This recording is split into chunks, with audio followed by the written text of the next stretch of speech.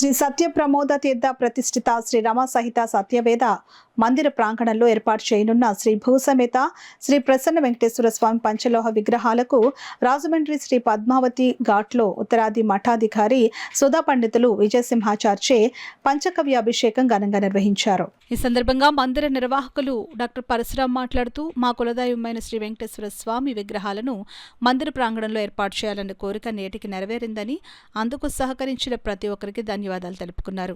విగ్రహ ఏర్పాటుకు సహకరించిన భక్తుల అభీష్టం మేరకు శ్రీనివాస్ కళ్యాణం ఉత్సవ కార్యక్రమాన్ని నిర్వహించేందుకు నిర్ణయించామని వివరించారు. బెంగళూరు నివాసి ప్రముఖ ఆధ్యాత్మిక చింతనాపరులు ధర్మవరపు దేవరాజారావు కుటుంబ సభ్యుల మరియు భక్తుల సహకారంతో అపరూపమైన శ్రీ భూ సమేత శ్రీ ప్రసన్న వెంకటేశ్వర స్వామి వారి విగ్రహాలకు వేదశాస్త్ర మంత్రాలతో గోక్షిరత్తో పాటు పంచకవ్యముతో మధ్వ పురోహితులు యాదగిరి వెంకటకృష్ణ మధ్వేష్ చేతుల మీదుగా అభిషేకాది కార్యక్రమాలు కన్నుల పండుగగా జరిగాయి.